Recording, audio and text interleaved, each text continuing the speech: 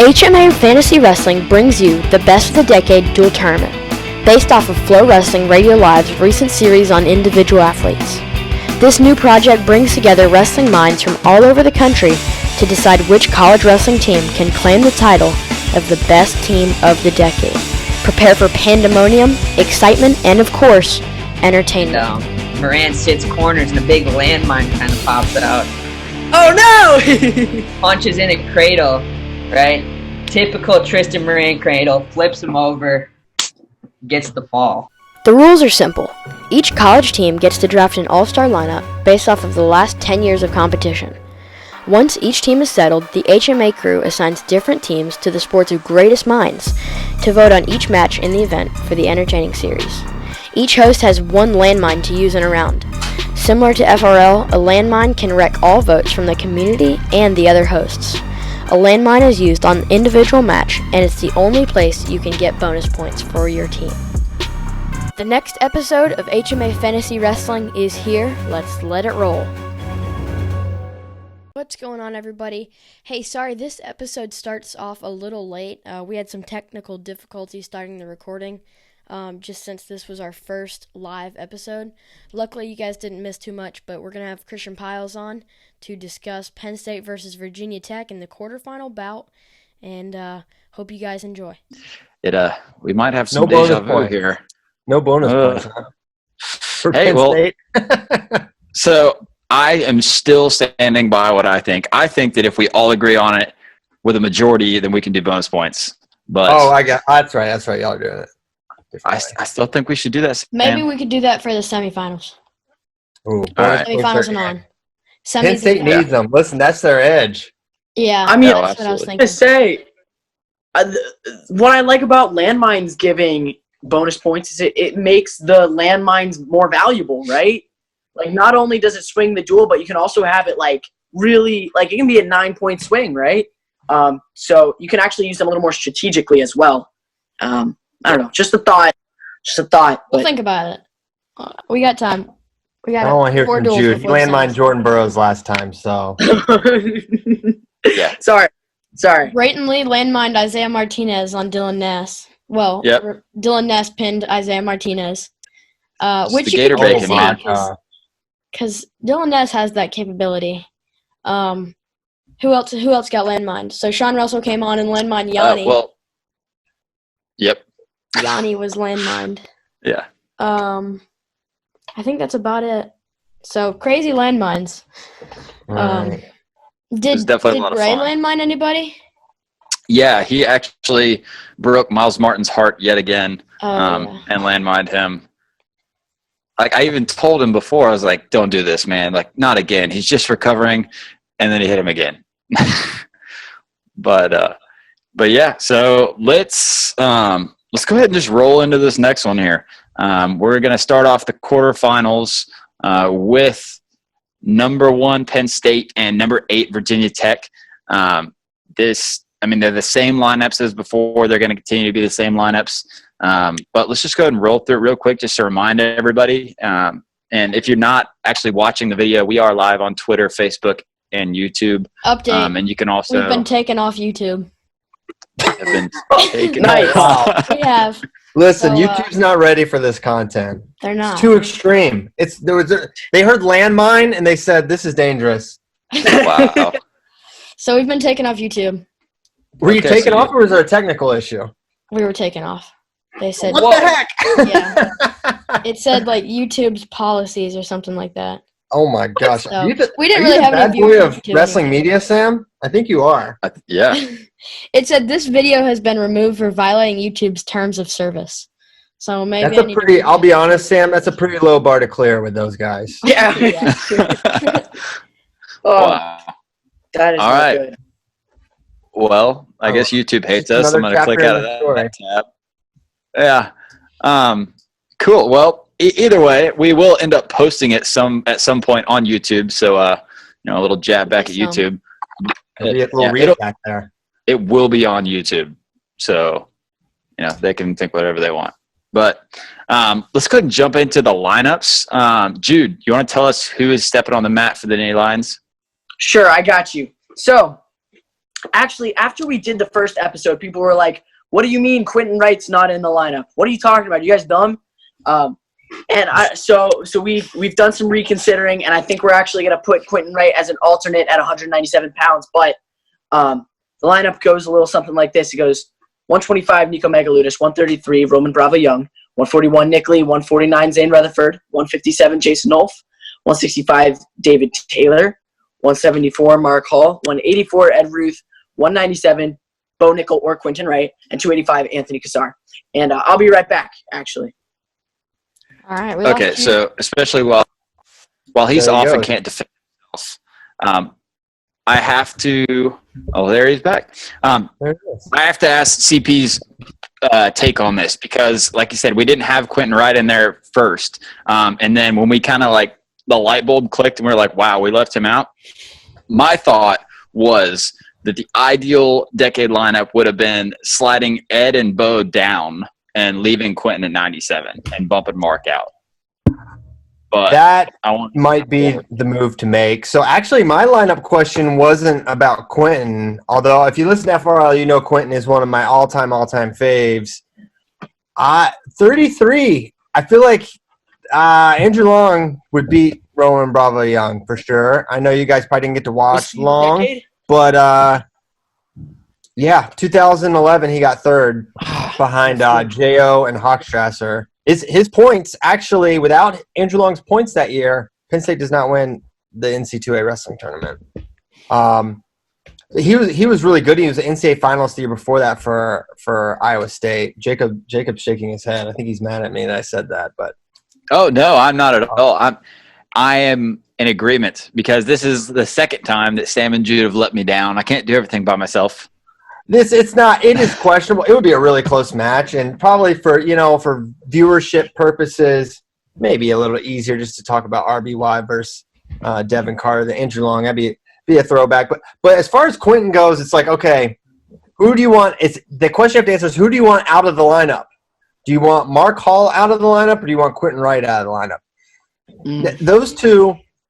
So Quentin was never, while he was a two-time champ and a three-time finalist, he was never undefeated or even – oh, well, I guess he was his senior year. So edit that out. Yeah, I would probably slide him down. And that's what we did. That's what we did for the best of the decade. Yeah. But I think you're good to have Mark Hall in there as well. This is just part of the Penn State thing. Like, not everyone will start. Oh, man. I do think that their backup team, their B team, it would probably be pretty spicy. For all 25. So you go Conaway, Long, or RBY. 41. Andrew Alton. Gulabon. He never. Yeah, neither of those guys plays at 41. 49. Molinaro. 57. Who would you do at 57? That'd be a little tougher. Yeah. 65. Who's been there? 65 Shenzo. 50. Oh, 50. Would Kyler Sanderson fit? He was 2010. So I think he was just 2010 out. counts. We're doing Yeah. best of the last Kyler. 11 years. It's not best of the decade. Okay, It's a lie. got it. It's all a So lie. Kyler could have been in. You could have had Quentin or Mark in there. Matt Brown's not in there. He was an NCAA champion. Jimmy Lawson placed at heavyweight. Yeah, it'd be a team. Neville's too.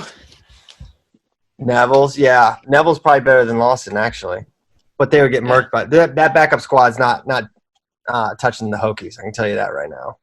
All right. Oh, man. All right. Well, speaking of the Hokies, give us the rundown on your fine team right there. Okay, yep. I got a couple slashes in there. We'll see. They're going to be game time decisions. Both guys are preparing like they're going to be the guy. That's just how we you roll. have to do it. That's how you do it in Blacksburg. So Joey Dance / Gerard Garnett, Devin Carter at 33, Solomon Chisco / Chris Diaz, Sal Mastriani at 49, 57 Nick Bruschetta or Jesse Dong, 65 Mekhi Lewis or David McFadden, 74 Zach Epperly, 84 Zach Savatsky, 97 Jared Hutt or Chris Penny, and heavyweight is Ty Walls, and that is the team. And those guys are all Americans except Jesse Dong. Yeah. Oh. Awesome. Well, we can just go ahead and get into it then. I think after we had you on last time, we actually ended up deciding that the lower seeded team in every matchup is going to pick out what weight we start at. So, Christian, where do you want to start at? You know what? Let's get it done. Let's start at 149. Get it over with. Oh no. Get it over with. So you got Zane Rutherford. Might have heard of him. 3-time champ. On 3 undefeated seasons. 2-time Hodge versus Sal Mastriani. Sal, as we talked about, a goer. Lefty high C. Couldn't get off the bottom. Had a Not mixer. good against Zane Rutherford. Huh? So that's not good against Zane Rutherford. You're right. It's not good. It's not good at all. So there, I teed it up for you guys. Oh. All right, take it from here, guys. I'm gonna get working, see if I can get back on my real computer. Okay. I will weigh in when you need me to vote. That sounds good. All right.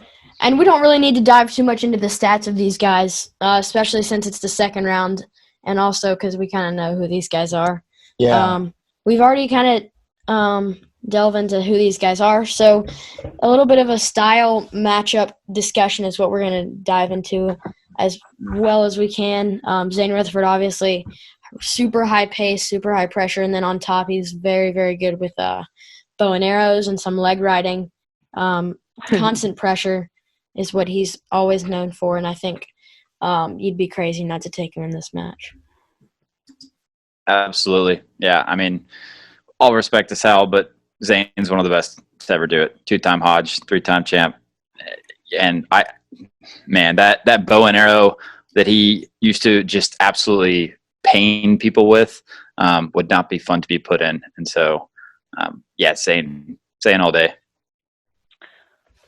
All Go right. ahead, Jude. If that's all around the board. I was just gonna make Unless another Jude's homer taking pick and Sal. say- Jude, you taking Sal? All right, cool. Zane Rutherford. Christian, who you have, my man? So interesting thing here. Sal Mastriani beat Devin Carter, who beat Evan Henderson, who beat Mitchell Port, Here we who go. beat Zane Rutherford. Okay. You know And who you else know Mitchell what? Port beat? Every dog has its day. You never know. The things you can't predict are the things that always happen. Sal Mastriani with the mixer, first period. Oh, my goodness. That was too quick. He Landmark? mixed him. I don't know what to tell you. He hit a mixer. He didn't see Wow. it coming. No one tried a mixer on Zane Rutherford. I'm It's sorry. never been even tried before. Never been No tried. one thought about it. They're like, Never man, been how tried. can we make this guy? Being from Pennsylvania, Zane's probably never even seen one. So we have the first points of the tournament scored on Penn State. Well, so That is- CP, Zane wrestled for Ken Chertow a lot, and Ken really loves that mixer. So I'm pretty sure Zane he must have at least felt it coming. But I guess Sal, it was too hard to stop. Yeah. Ken Chertow. He put a little New Jersey spin on it, and it was just too much for him. It was the Italian. It got him. Couldn't get him. Yes. It was Yes. too much. Wow. Spicy meatball. 6-0 for the Hokies right off the bat. Now, we all have landmines left, but only one more can be used in the episode. We're going two per duel. Woo. I'm glad I got that used early. Well, now all the pressure's off. Now you can just relax and just vote for people. Yeah. That's I mean, if you're gonna use it, you got to use it to take out a great, like an all-time great. Oh, yeah. So, perfectly placed there. But speaking of all-time greats, let's move on to 157. We've got Jason Nolf, another one of the guys on the team that has won 3 titles. He was actually in the finals 4 times and was right there to possibly win the Hodge in his senior season before getting edged out by Bo Nickel. But standing across the line from him, who do we got, CP? We're going to roll out Bruschetta. Jesse Dong, he might be the wild card with a better shot to win, but he's probably got a really good shot at getting destroyed too. So this is being a little cagey, but you throw out Bruschetta. He's a 3-time All-American. They actually wrestled to a 4-1 decision. So we're going to take that. We're going to wrestle hard. We're wrestling to win, but at the end of the day, we're trying to win a dual meet. So no bonus points, but just a decision for Nolf. Ooh. Yeah. I gotta take Jason Nolf, man. I remember I looked back to the old DMs I had with Sam Herring back in the day when before we even had this crazy podcast. But I remember asking him like, how does he do it, Sam? What makes it so the things that Jason Knowles can do is like none other. And Sam, all he said was, he just loves it, Jude. What can I say? And so I was thinking about that a couple of days ago when I was looking through those DMs, but I'm going to have to go with Jason Knowles here and picking JN. Oh, yeah. I mean, it's Knowles all day. He lost, what do you have, 3 maybe losses in his career? He lost to Imar. Twice. He Twice. lost to Imar twice. And the injury default, did he lose to anybody else? I don't count injury default. I wouldn't count that either. So he only lost to one person. Yes. In his entire career. Freshman year. Wow. That's Postseason. insane. Postseason, too. That's just absolutely insane. Yeah, never lost the regular season. And the guy he lost to is one of the greatest of all time. Yeah, total legend. Yep. Ooh. And he pinned him at one point. So And he he pinned beat every single wrestler he came in contact with at one point or another in his career. Yes. So it's Knowles all day. All right. Penn State closes the gap. That's not something you normally hear. But 6-3 in favor of the Virginia. They're making a comeback. Just a little closer. Wow, the little engine that could, Penn State. You just can't count these guys out. They'll catch you. We're keeping VT on their toes, you know. That's right. Well, let's move down to possibly if this duel actually was somehow able to materialize and we could watch it, probably easily the most exciting matchup to watch would be 165. Oh, yeah. Easily. David McFadden and David Taylor. I mean, whoo. Yeah.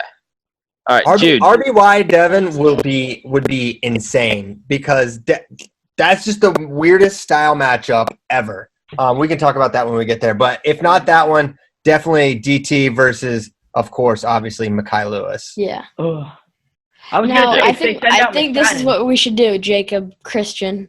I think we should all take Mekhi and force Jude into landmining so he doesn't have extra sprints of practice. Oh no, wait. No.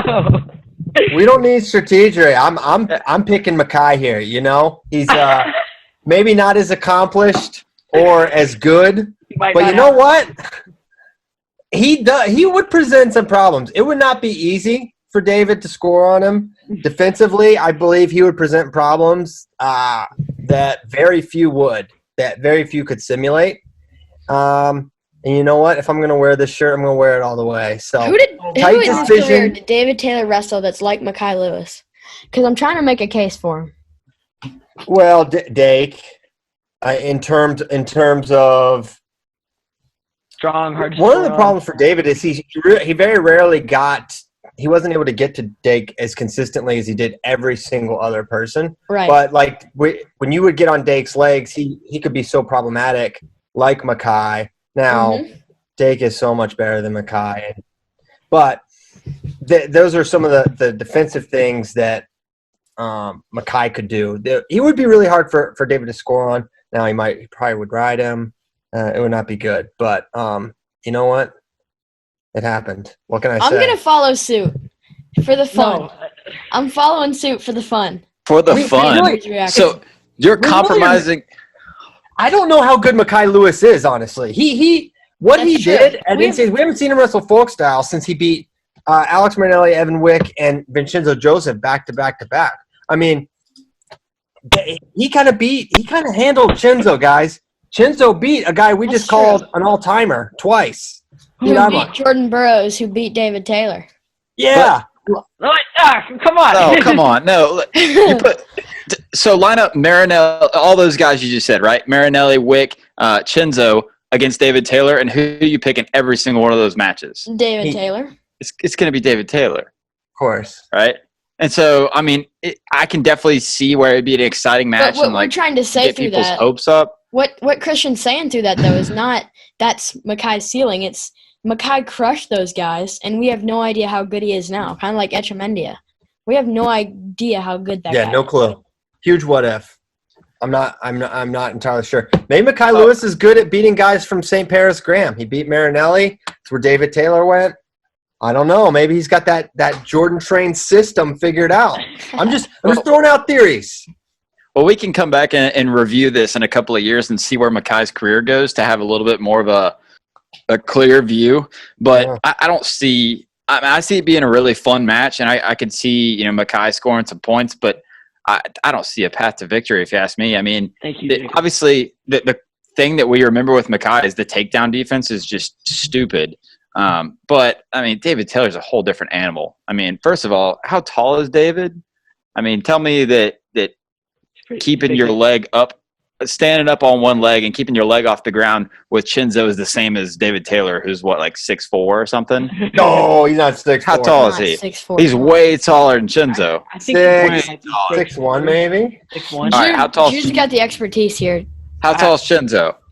Chenzo is not tall. Like in person, not he's a tall like man. shorter than me. Yeah, she might be shorter than I am. It's he's not very huge. That's the biggest thing that's surprising. Like when you see a guy on like the TV, like you're like, oh, they look a lot bigger than they actually do in real person. Like in real life. Like Kyle Snyder, another one, not very tall. Not tall person. Well, regardless, I don't see Mekhi being able to keep his leg up for that long with David Taylor on the other end. And I don't also, see David Taylor getting his leg that high, though. Oh, come on. I Seriously? Junior world champ. Look at the Azeri that Mekhi beat at Junior Worlds. That guy's like really, really legit internationally. Mekhi kind of pieced him up. Oh, absolutely. But you said what? Junior world champ, right? What about the other guy? Senior world champ. Senior world champ. Guess who's Wait, now? No, he's not. Huh? David Taylor? Not senior David Taylor at the time of this duel. Yeah, see, we're swinging Jude. Let's go. Let's reel him in, Sam. No. I hope he doesn't listen to this. Who are you? Now I will be sure to send him this clip. Great. Hold on. Let me go first so that we can leave Jude at the end, so that he either disappoints his coach or makes him happy. So I'll leave him for the end. I'm going to say David Taylor, ankle pick city. DT takes the win. All right, so Jude's the tiebreaker, and if you go David Taylor. So, all right. So they go out, they shake hands. David Taylor. They're getting a hand fight. Oh, no. Nah, DT he has too many avenues of attack. He can go ankle pick, right hand, left hand, inside, outside, behind the back. Dude, he's got too many ways to attack. And clearly single leg is, Mekhi's very comfortable with his leg up in the air. We've seen it. But DT has a nice little double leg that he hits too. He hits low doubles. Against, Nick Heflin, he had to look for other avenues to score because he couldn't get stuck underneath. Also, remember how much he's grown since college. And remember how we're talking about just college here. Because we brought up a lot of examples of David Taylor's post-college wrestling. And while he was incredible in college, I don't think he was nearly as good as he is now. And we have to keep that in perspective. I just don't think that freshman Mekhi Lewis or sophomore Mekhi Lewis is going to beat a peak David Taylor. He's had 3 years in college. He's had 3 years in college by now. Well, I'm still picking DT. Yeah. All right. So I got a question for you. Everyone talks about the two Hodges David Taylor has. No one talks about the other 2 years he didn't even win the Hodge. Yeah, what a scrub. Are we kidding? Like, why are we so high on this guy? He didn't even win the dang Hodge 4 years ago. Well, we know Mekhi's about to win 3. Well. Yeah, whatever. Maybe. We don't know yet. I got a question for Jude, though. Jude, real quick. So you've got David Taylor over Mekhi Lewis, right? So you think David Taylor will beat Mekhi Lewis. You yourself are coached by David Taylor. Therefore, would you beat Mekhi Lewis? Dude, piece him up. Also, I want to know this logic, Jude. I want to know this logic. Yeah. Jordan Burroughs, Mekhi Lewis. David Taylor, Mekhi Lewis. David Taylor. Where do you get that logic? Oh, yeah. Shoot. You bring up valid points, but the checks are on the board, Sam. So I think we should keep moving. No, So what happens with I'm a not tie? letting him dismiss that. I'm questioning his logic. I don't care about the checks on the board. Listen, I did it. I will erase those things. I'm gonna be honest. Man, what can I say? So Mackay, he caught Burroughs. It like his head was too close to his knee on the stand-up. You've seen it time and time again. His coaches were like, Jordan, you got to fix this. It's gonna bite you someday. And Jordan was a little too stubborn. Mackay caught him, pinned him. All right. I don't know what the score of the match was at the time, but I would venture to say that Mackay was losing and had to get the cradle to not only seal the match for himself, but also for the Hokies. So that was the whole Jordan Burroughs thing that went down. All right, if you remember. In this situation, DT has already seen it. He doesn't do a stand up with his head near his knee. He's been working on it. He has Casey in the corner, and he's got a really great game plan. He goes out, executes DT for the win. What about What DT's can I say? back It pain he had happened. in college? He talks about his back pain all the time. Why do you want Mackay Lewis to win so bad? I'm the check. I don't know. You seem to really want Mackay Lewis to beat Jordan Burroughs last episode. I'm not switching. Just keep on moving, please. I'm working on getting back up on my real. I think it's a very sound argument, Jude. People get caught sometimes. It happened. But David Taylor, no, he can't. Not even Bubba Jenkins. All right. What happens now that it's 2-2? People's vote was David Taylor. What was Twitter the poll. score on the Twitter poll? Yeah. Twitter poll. Yep. Rigged. Rigged. We got that idea from Flo, man. I know. You never should have introduced us to Twitter and the wonders of the Twitter poll. No, Twitter's great. Yeah. The people All right. spoken. Who are we to say? All right. 74. Let's move on. We should bump Mackay up now. Oh. Yep. He's already wrestled. He just wrestled. He had his cool down, and now it's time for him to get back on the mat. What cool down? He stepped off and took a sip of water, and he's just ready to go? Yep. I don't know. I'm going to leave that up to the coaching decisions by Christian Piles over there. Yeah. No, But, we're wrestling. We wrestled him to win that match. He fell short. There's some haters. Bad call, but we got to deal with it.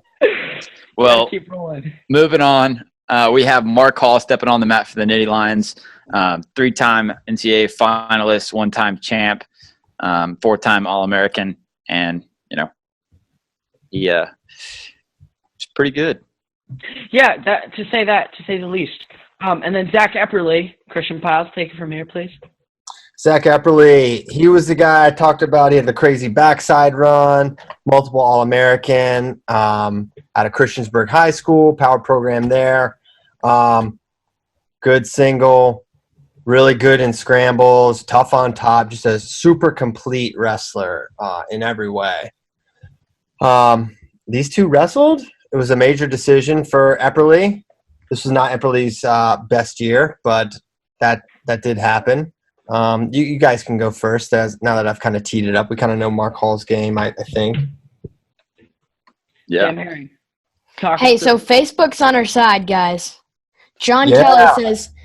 Kelly says David Taylor now wins, no doubt. College DT might not pull that out.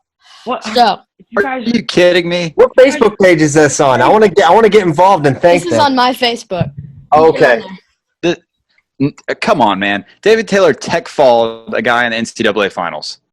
Yep, Listen. that's cool. Mackay Lewis what you're destroyed Vincenzo Joseph. Come on. No, he did not destroy Vincenzo Joseph. Yeah, it was pretty bad, He caught him in a cradle for 4. which is What a was lot the- of What was points. the final score? Absolutely. But one big move helping you win. Now, he would have won without the cradle, but one big move helping you win is not destroying somebody. Okay. He beat him by a lot of points. Does that make you feel better? I don't care. It makes me feel good to see that my guy's moving on to the next round. Oh, that's good. But, okay. Mark Hall, Zach Epperly. Did these guys meet at all? Yes, they did. Yeah, Mark Hall majored him. Okay.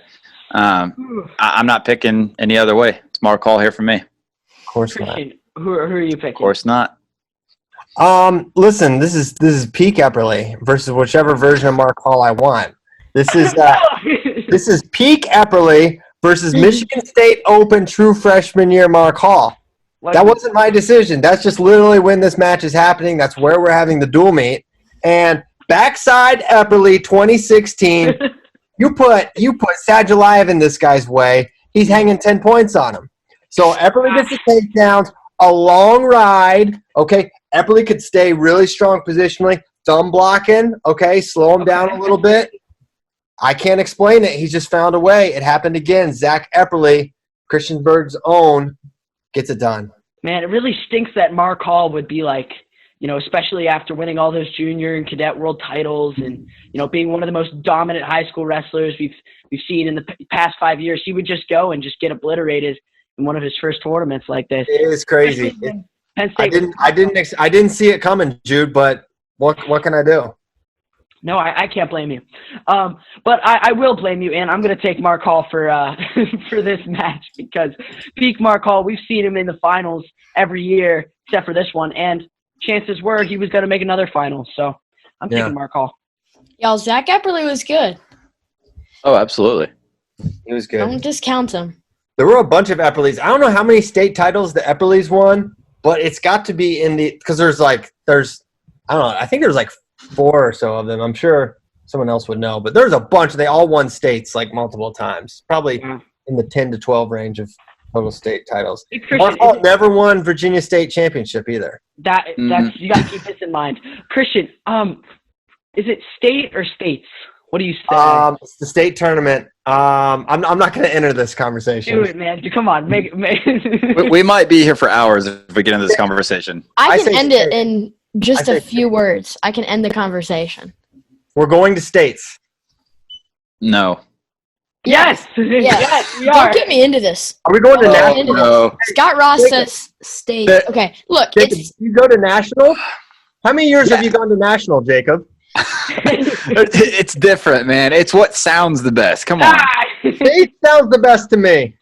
Look here. Look. You go to the state championship, but you wrestle at state. No. How many state tournaments are you wrestling in? Listen to this, guys. You're messing it up. It's not when you say nationals. It's not national S. It's national apostrophe S. So it's a contraction of national championships. It's the exact same with state. When I say states, I'm saying something short for state championships. When I say state, I'm also saying something shorter for state championships. Both are correct.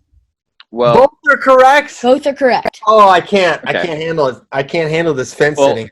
Facebook is on my side. Scott Ross says it should be singular state. It is. Yeah, it is singular.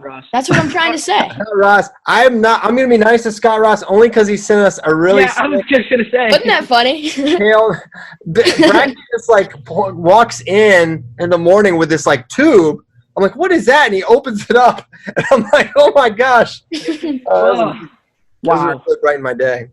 Good job, Scott. Kale wrestling a bear. That was awesome. At first, I thought it was an edited thing. I think it was hard to tell from video. I think he really wrestled that bear from Heber City, Utah. I'm just wondering if there are any more. I'm wondering if there are any more posters of Kale wrestling a bear and where I can find them. So I need Scott Ross to put that in the chat. Okay, Scott Ross just proved himself wrong. He said he's talking about something else, but he said let's give 2 Hodges. What are there? 2 Dan Hodges? No, you're talking about the Hodge Award, the Hodge Trophy. He won the Hodge. Yes, he won the Hodge. All right. Well, we're getting off down a rabbit hole. We can talk okay. So Epperly beat Paul. So now it's Ruth Savatsky. No. Epperly had 1 vote. Oh, I misremembered.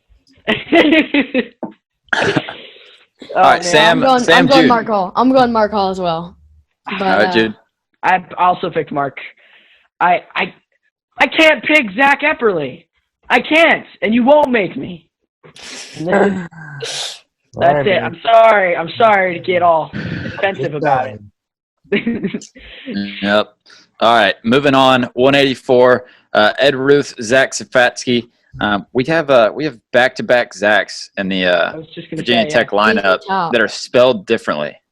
Yeah. The Can't H and put the us in K. a box. We'll spell it however we feel. How dare you tell me how to spell Zach?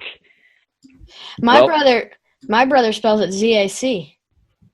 See, I coached a kid that was Wow. ZAC. He punched someone in the face in the middle of a match. It was not ideal. Attaboy. That's We overcame it. It Nice. was a great learning experience. Fantastic. all right. Well, CP, you want to tell us who Zach Zavatsky is? A little bit of background. Zach Savasky, Latrobe, Pennsylvania, All-American, 2 times, I think, for the Hokies. Really athletic, good scrambler. He was good from the top position. He could score. He could kind of do it all. He had, in my opinion, national championship pedigree, and it just never all came together for whatever reason. But as I mentioned on the last time around there, he was like 5 seed 3 times and the 6 seed once. So very consistent all 4 years of his career, despite only coming back with 2. But we're talking about Ed Ruth, maybe one of the best to ever do it, like ever. Yeah. When he was at his best, there's that argument, like how many guys reached that level that Ed did. This is a guy that's just like majoring dudes on a whim in the NCAA finals. He was just like drilling on guys that were perceived to be untakedownable, right? So I can't even troll with the Epperle thing here. It's Ed.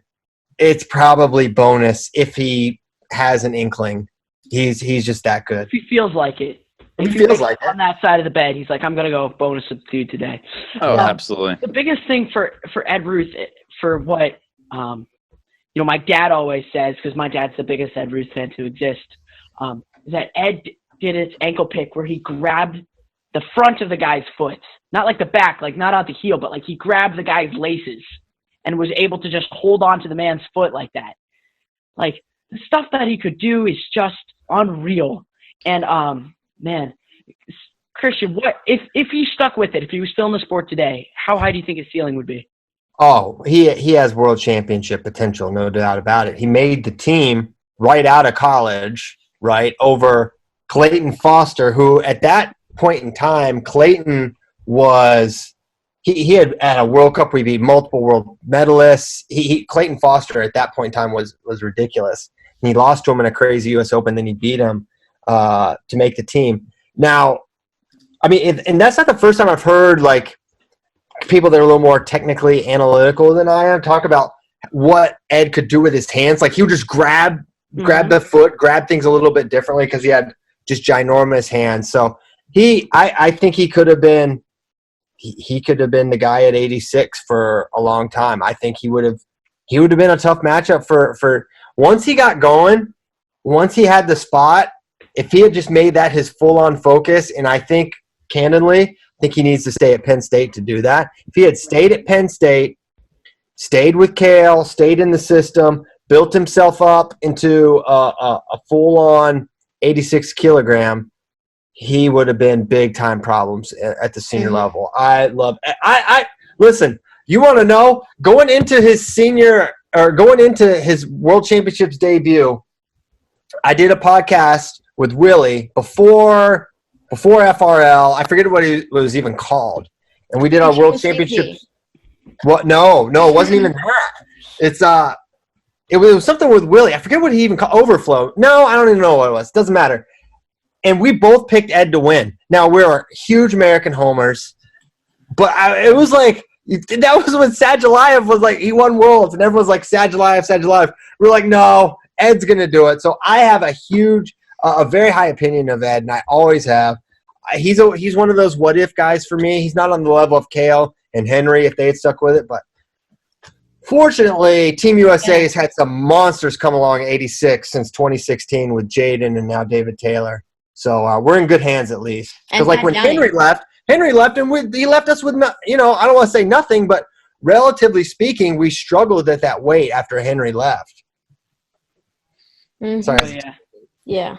But that's fine. That's what you invited me on. You knew this would happen. I know. That's why I asked. Yeah. But I assume everybody's got Ed Ruth in this The match. truth, man. Oh, it's absolutely Ed Ruth. I mean, he was a 3-time finalist, 3-time champ. His freshman year, he was actually the 2 seed.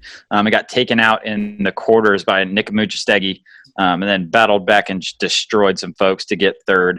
And actually won the Gorgarian? How do you say that? Gorian? Yeah, the Gorian Award.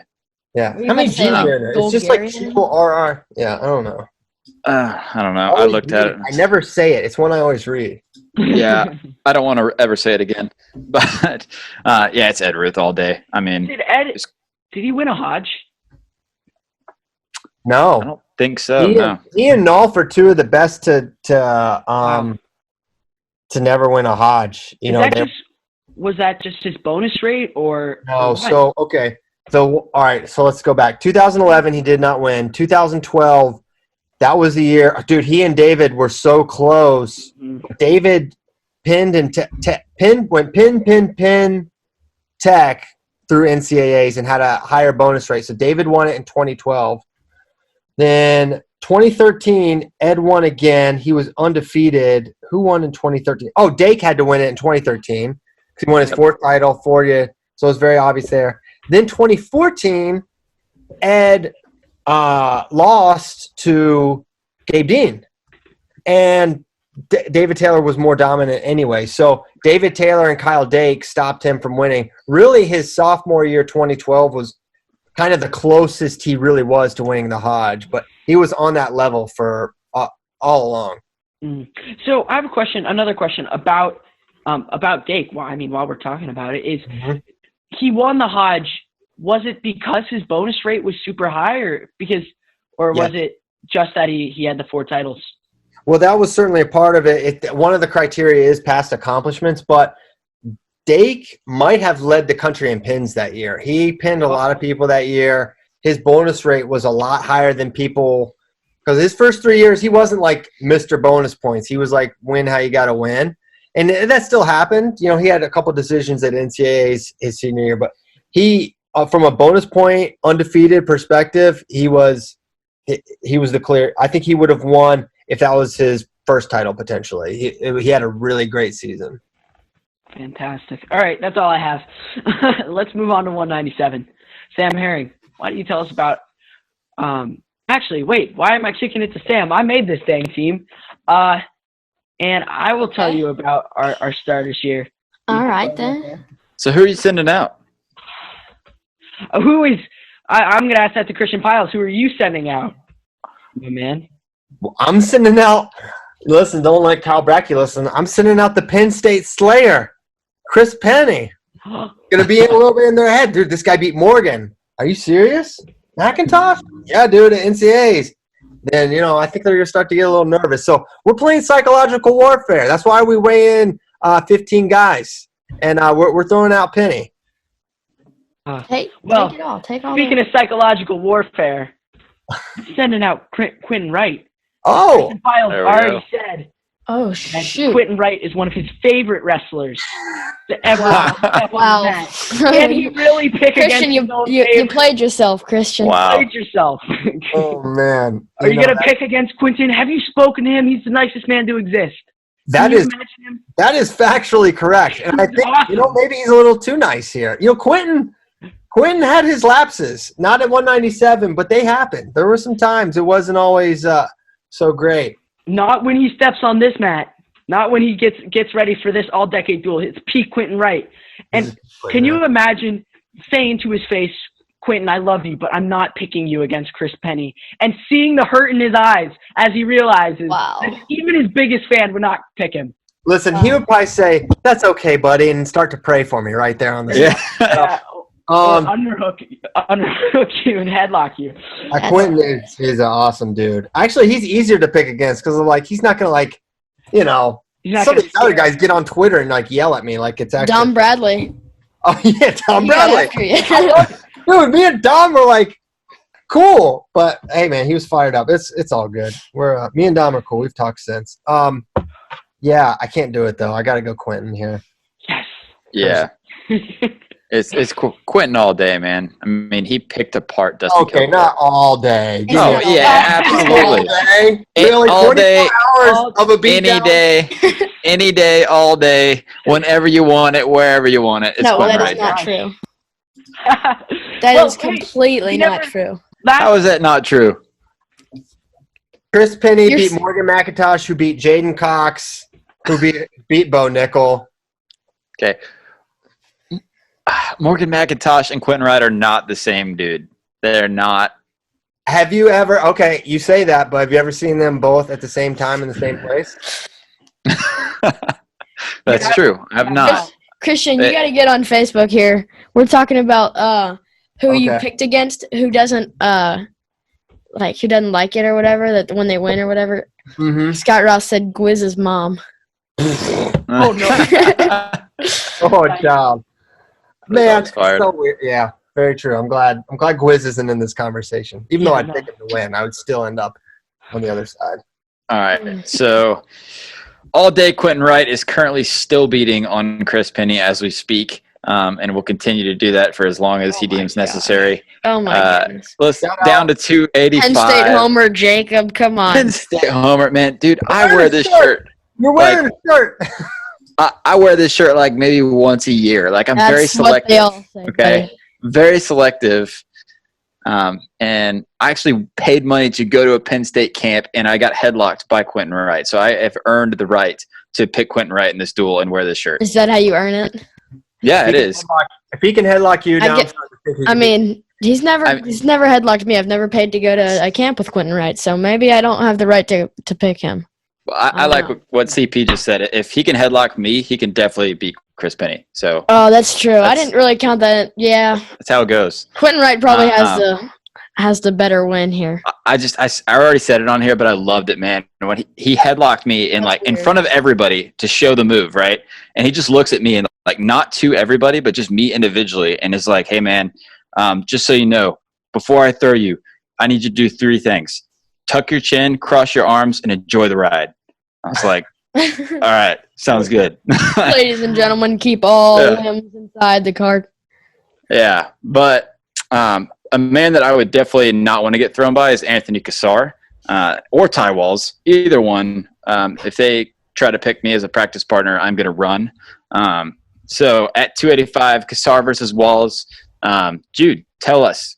Cassar, you've interviewed him, so who is he? Dude, Anthony Cassar, he's my boy. We go to the same church. He's an awesome guy. Dude, big man. Let me tell you that. He as Ken Churchill once said that Caesar was hitting the protein supplements all summer long, getting grilled chicken, lean diet, some Advocare in there, and he bulked up and went from 197 to 285 and won a national title against Gable Stevenson. I mean, I think very highly of Anthony Cassar. Christian Piles, give us the rundown on Ty Walls. Ty Wiggity Walls, St. Ed's, Ohio. We talked a little bit about that last show. Great high crotch. Beat Adam Kuhn multiple times. Took down Kyle Frederick Snyder. He was really good. Ty Walls, super good wrestler. Never reached that.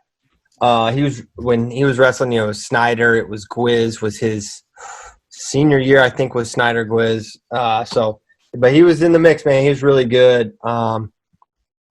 This match is actually really tough. 2 really athletic guys. Cassar maybe a little more athletic.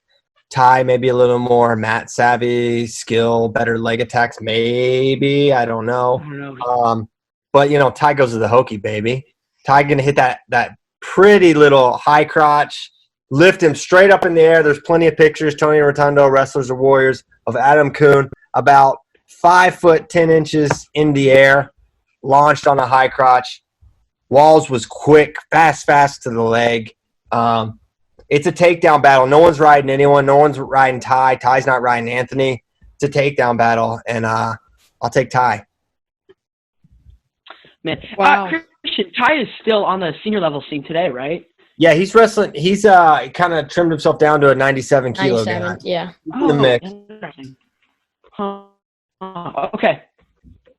Sam Herring, who are you taking at 285? The Ty Walls. Ooh. Why? For all the reasons mentioned before.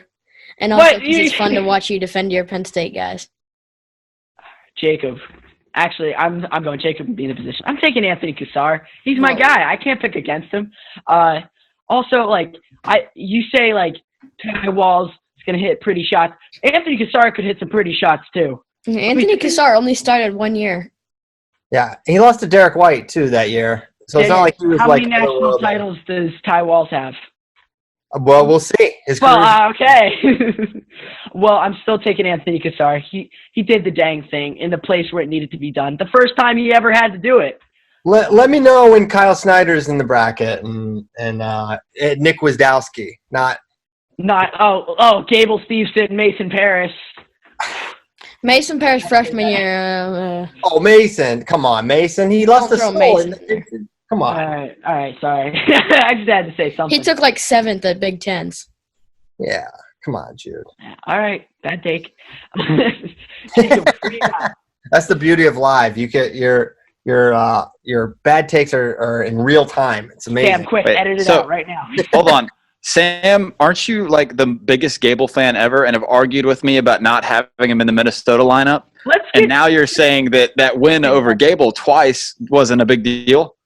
No, I never said it wasn't a big deal. When did I say that, Jacob? You just downplayed it. Cassar's a really, really good wrestler. I downplayed the Mason Paris match. Yeah. Well, I am fortunately left to pick this duel, and it's easy. It's Anthony Cassar. It's Cassar. Come on. Not as fun as Jude.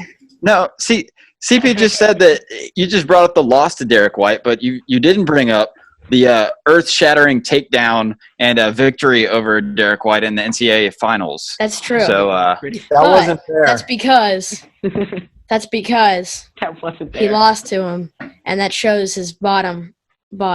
Yeah.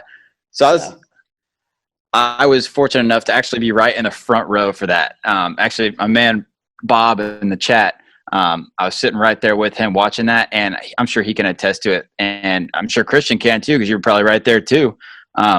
Dude, that takedown against Derek White in the very beginning when he slammed him on his back literally like shook the stadium. And it was wild. Oh man. So yeah, it's crazy Anthony thing Cassar. in terms of like, I actually happen to have really good tickets this year. Shout out Coach Waters, he hooked me up. 2 Judes. Is he giving himself an extra vote? Okay, there you go. Whoa. Like that'd be some dastardly deeds if he gave himself an extra vote. But when Zach Ray was mat returning Ryan Flores in the 2012 NCAA finals, Zach Ray's mat returns were insane. And he'd pick up Ryan Flores, who was unfortunately for him not a very big heavyweight. He picked him up like you would pick up your little brother, like boom, and just spiked him down. He was ridiculous. He was so good at mat returns. That was another really loud moment, and just in terms of human flesh hitting the mat.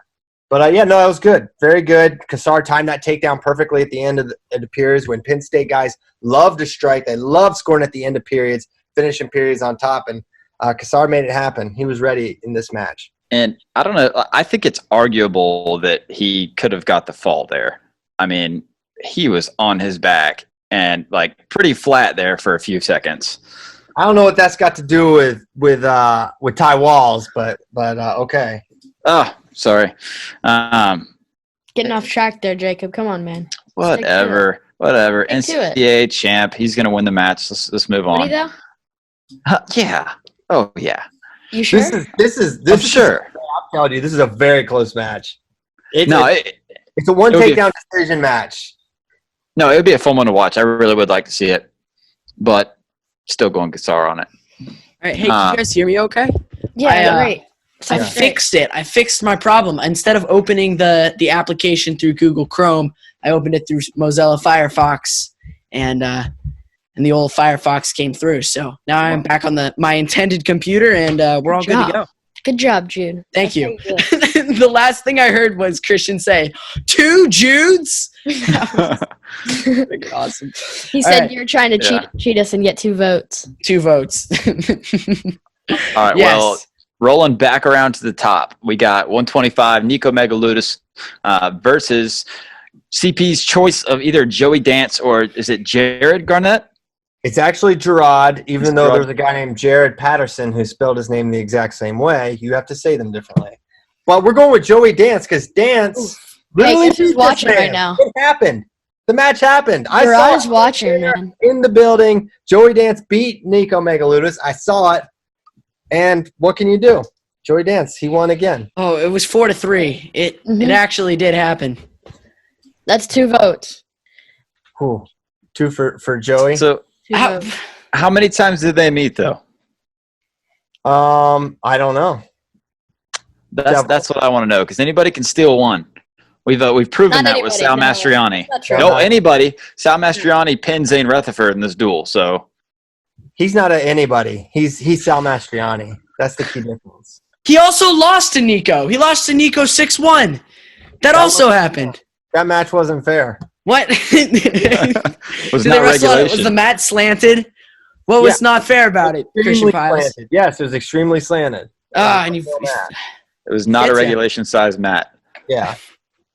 Gerard says he's got Joey Dance. Gerard Garnett? Yep.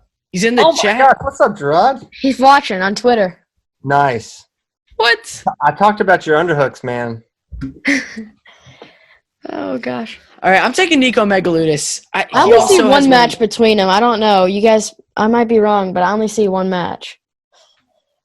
I might be found wrong. it. You guys didn't have to show me. It's on an obscure little website, but obscure little. By obscure, I mean teamusa.org, not obscure. So why is it on there? Where was the event? What was the score? It's just a little thing on Joey Dance. It says he's seeking redemption in his final collegiate season. It was written 2016, so a while back. But I'm taking Nico Megaludis in this match. And who has yet to vote? Wait, hold on. I want to make a point. Nico won the first time they met in 2014, but the more recent match, Joey Dance won. Show me, prove it. I can prove it right now. It's on Wrestle. Right. I believe you. You don't have to prove it. All right. You're back down real quick, didn't you? Sorry.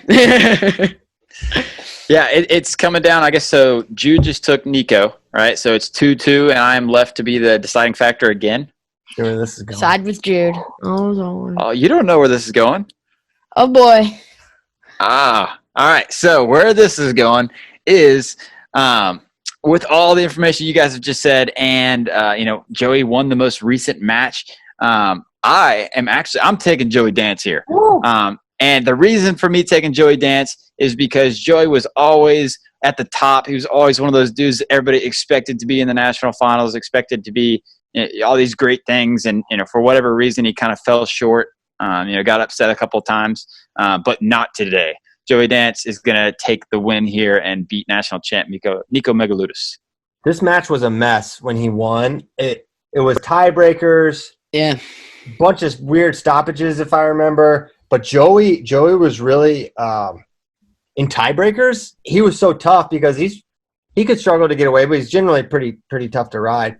But he would throw double legs and just flatten dudes out, and he would just eat up periods like that. It's kind of like Dayton. You don't think Dayton is the most amazing top wrestler, but in tiebreakers he can get double legs in and flatten you out. And if the official doesn't stalemate it, you are screwed. Oh man, I don't want to talk about that match, but.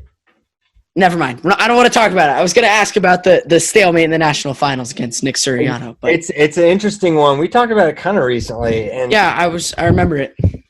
I mean, it's a weird call because basically, you're taking the win. Dayton is winning the match if they don't blow the whistle there. But I remember at the time thinking, you see this often where the ref always gives a restart, fair or not.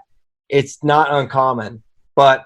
I think if it's called tiebreaker and you're making it about riding, if you're incentivizing riding, then you need to let them ride. But anyways, I thought that was weird.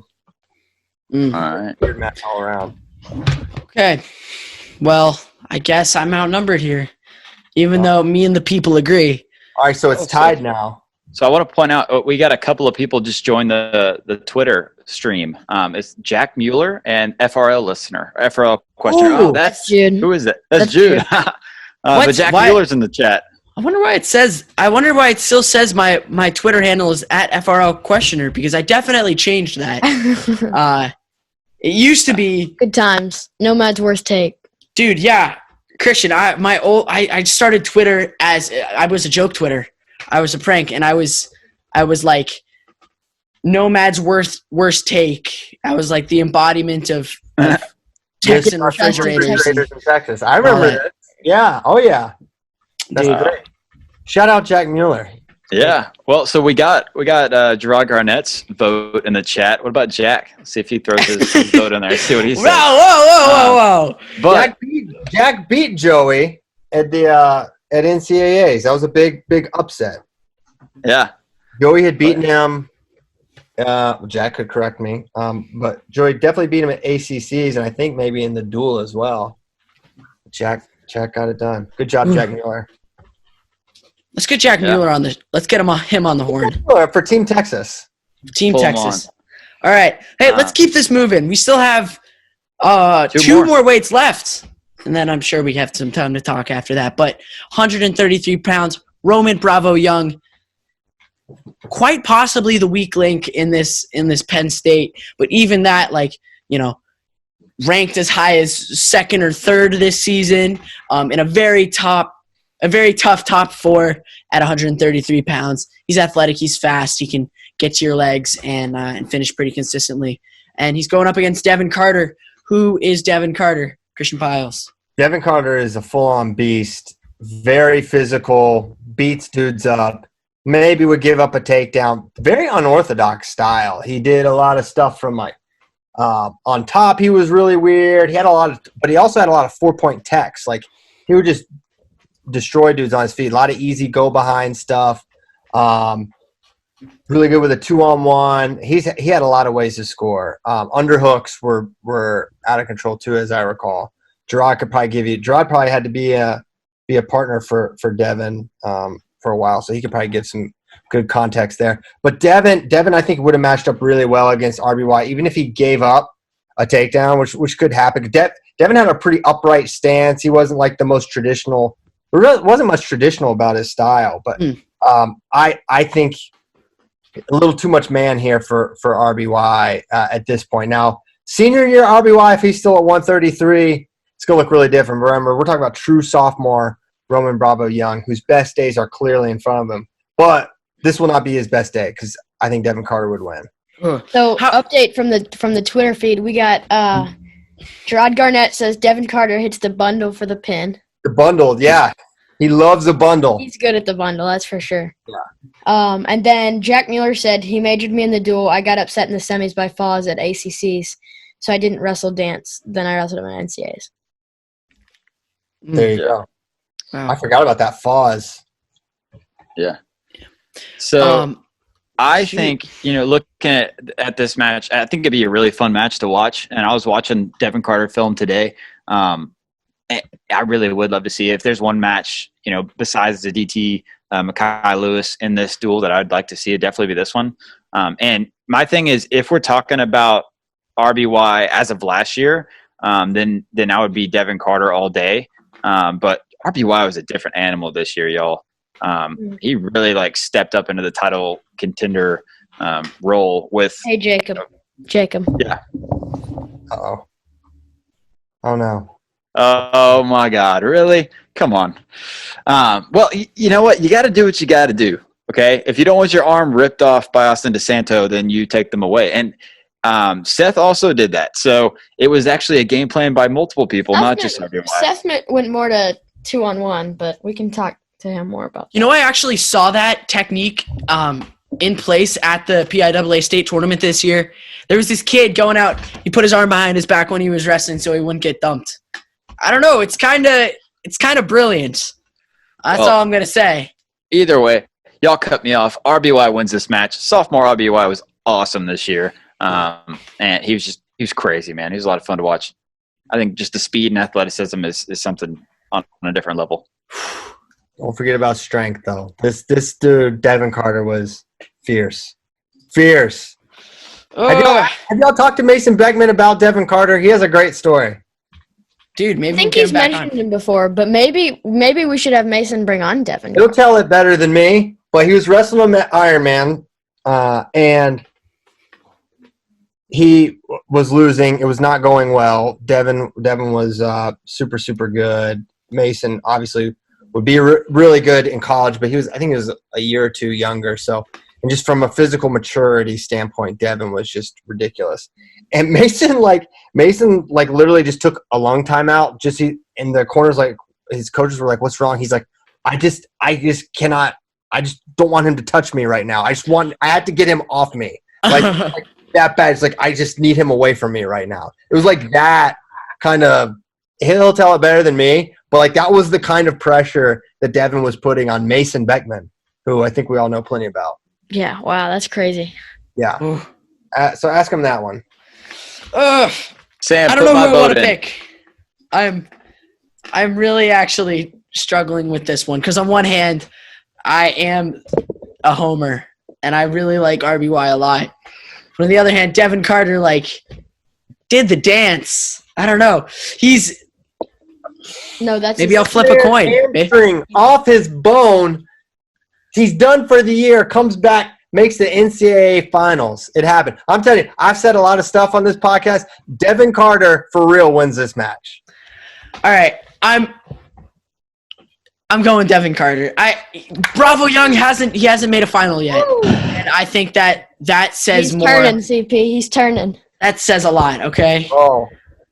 And so when I say let's go, Jude, you have to say Hokies. Okay. All right. Let's move to 141 before any more Hokie propaganda gets spread. So a landmine would win for the Hokies. Oh wow. Man. No, don't even think about it. I don't want it. I don't want it. I want my team to make the finals. I might or might not be speaking right now. No. What do we do in a tie? What do we do? By the way, a landmine would only tie it. Yeah, it depends. You go to most bonus points. That's what NCAA regulations are. Oh, it's criteria. Let me go last. All right. Well, it's gonna happen. He's gonna do He's the angel of death. I love him. I'll start it off. I'll start it off and just say that Nick Lee had a phenomenal career. Was an animal this year, picking people apart. Aside from Luke Pletcher, there was nobody even standing close to him. I can't pick against Nick Lee here. And man, if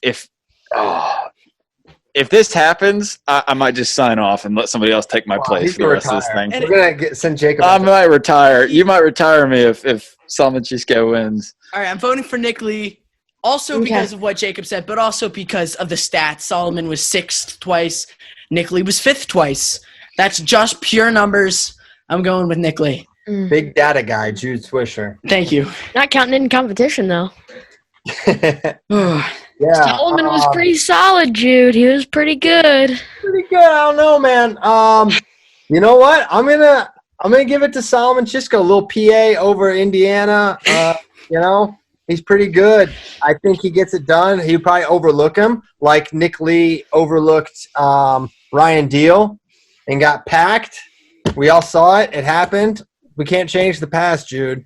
Ryan Deal, Penn Slade, Nick Lee. So I got Solomon by a little upset here. All right, there's your vote. Now it's my turn. I'm going to play out this match for y'all. Nick Lee walks out there, shakes hands, and Solomon shakes hands as well. They start wrestling. Nick gets to the arm, goes dump, and texts him. Oh, what? He didn't do it. There we go. He didn't do it. The Hokies made it interesting. Oh my gosh! It was close. I was so scared. Like my heart was beating. I was like, he's gonna do it. Dude, I can tell. I was like, he's gonna tie it up, and he's gonna do the upset of all upsets. Like CP, we had Wisconsin upset who? Ohio State. Oklahoma State. Who was it? Oklahoma State. Oklahoma State. Like that was big. Like I was like, whoa! I was not expecting huge. that. But like Oh, They made it. Oh man. that's for sure. Here's the exact point that I made before, and we have to implement bonus points. And that's what CP said too. Like Penn State is where they're at today because of the bonus point, just crazy bonus point production. And if we talk about adding bonus points into this duel, different duel. I mean, but how many of these matches would you really consider bonus points to be A lot. in effect? A lot. Yeah, several. I don't know. Maybe. Jude would, because he's at No, 65. Jude would put in like a pinfall at 65. Maybe Jude, you not. might want to change your name, dude. I know you are, but just What did you Scared of DT. Oh, no. I'll leave it. Who cares? Wow, and just like that, the Penn State Nittany Lions live to survive another day. Final score, 21-12. Huge scare. I about peed myself. Listen, I thought it was going to happen. The Hokies almost beat Penn State in 2014. It was a crazy, crazy duel at Rec Hall. Epperly beat Matt Brown. If Joey Dance hadn't lost to Jordan Conaway, they would have won. But he lost. It was in a match. He thought he was tied. I swear. He thought he was tied. I'm pretty sure he was losing by 2 at the time. And he thought it was tied. So, like, the match ended, he's like looked around all confused. And everyone was confused. I was like, what the heck was happening? But, yeah. So that was a crazy thing that happened. I'm trying to think if there are any other upsets. Austin Gable beat somebody that was good. Oh, beat Matt McCutcheon. So it was a crazy duel. Very exciting match. But the Hokies fell just short like they did today. Oh, And I mean, yeah, this was a great duel, man. It's a really great duel. I think that's part of the fun that we're doing it like this, is that like we're actually trying to think through, the match happening and make it realistic. And I think this would be awesome. And I'm glad to see Joey Dance get a little bit of redemption. Yeah, baby. Way to go, Joey. yeah. So before we inevitably have to come bring this podcast to a close, as all podcasts must, Christian, I just want to ask you just a real quick question about having Lee Roper on the show today and tomorrow as well. And I was mowing lawns, listening to it, not live. And whenever Lee started giving the breakdowns of like the guys in the matches, I just stopped the mower, called Sam, and I was like, we have to get him on. Like right, like this week. We have to. Because Lee is like no other, man. poor Jude can't, though. I cannot, because I'm not NCAA eligible as of yet. You are or you are not? I am not. In 1 month I will be. So I'm a sophomore right now. June 15th is the cutoff, I'm pretty sure.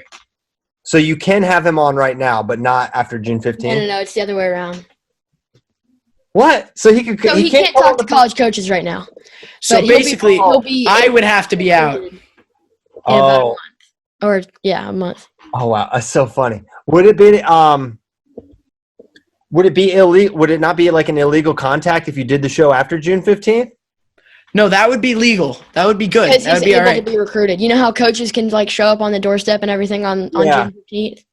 So you can do shows with guys. Oh man, maybe that'll be the next thing as elite wrestlers get into media and they're like, I might give you a second look here, coach, if gotta come on. If you want, literally give me Coach Roper. Thanks for coming on. All right, give me the pitch for you and I. Pros, the cons. What do you Stop the think? recording. All right. all right, All right, thanks. man. No, but my 8th grade summer, before I become I'm not allowed to interview any more coaches, I'm going to interview pretty much every college coach there is.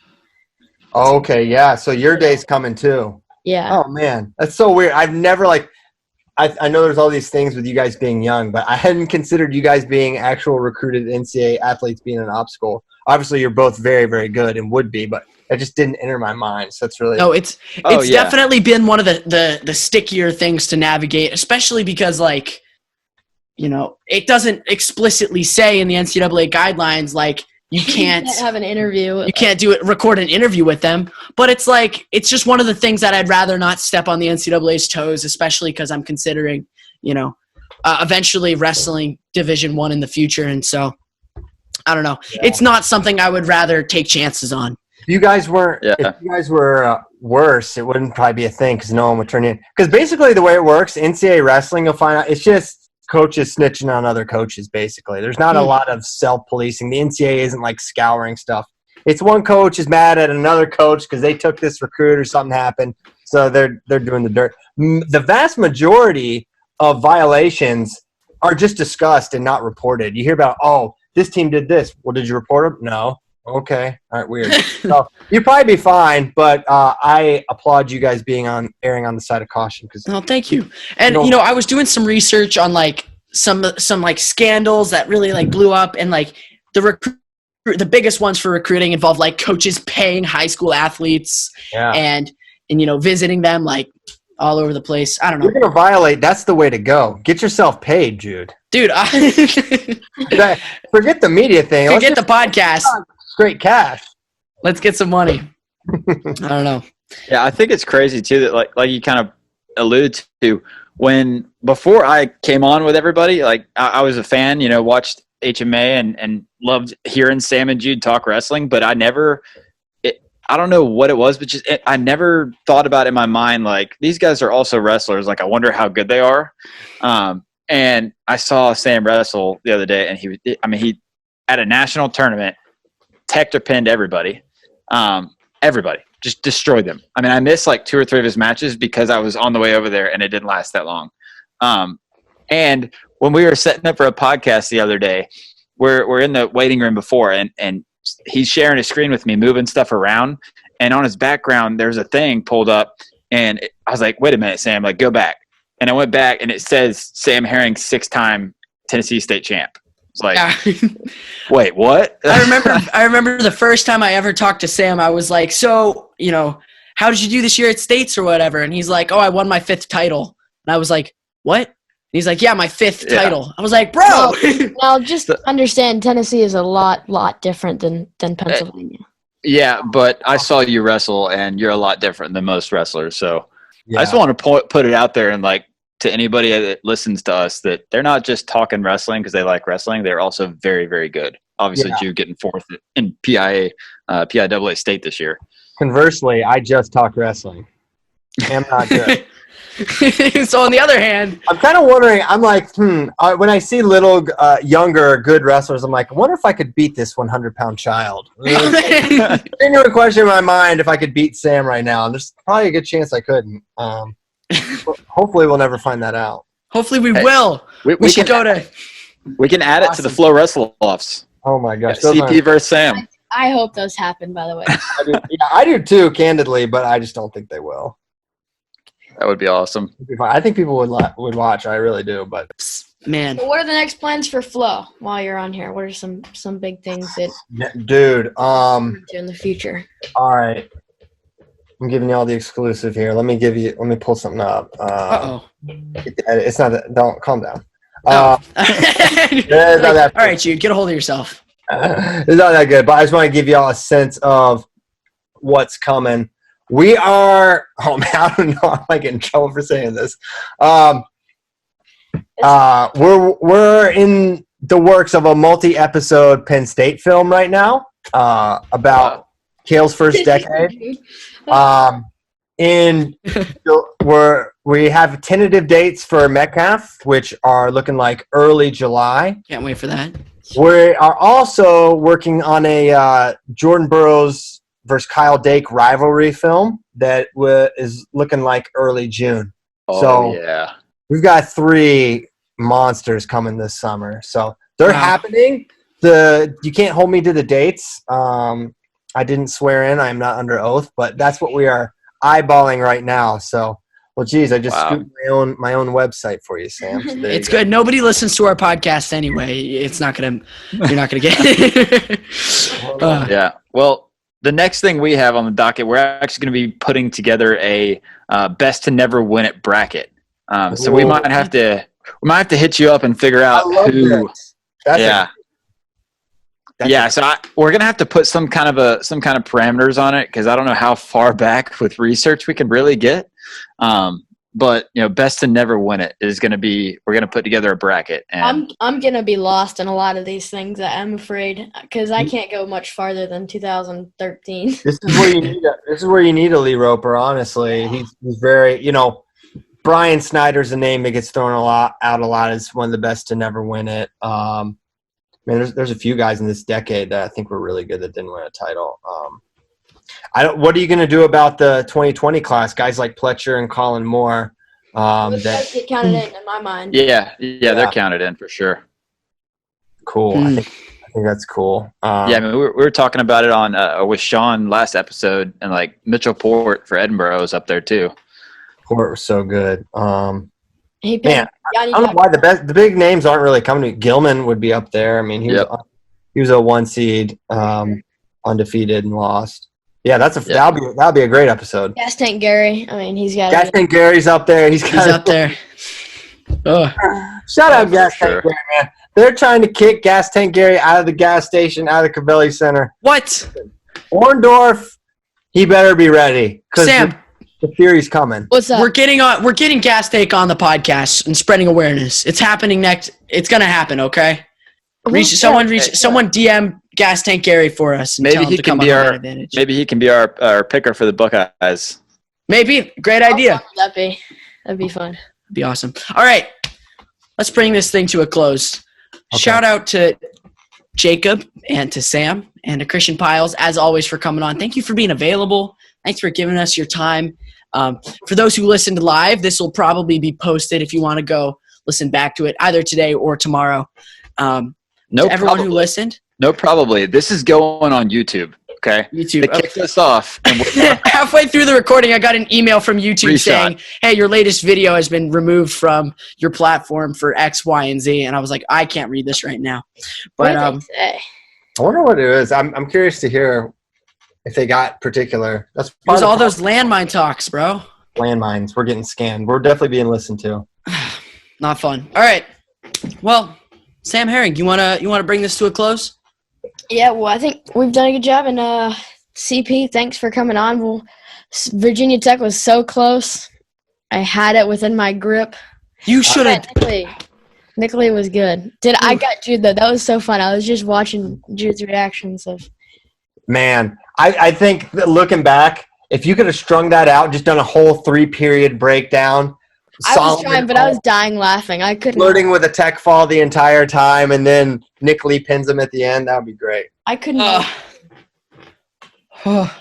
Anyways, I couldn't handle it. Torture him more on the next one, Sam. Yeah. I can't wait. Oh, boy. I got you, Jude. All right. Well, until next time, guys, thanks so much for tuning in. All right.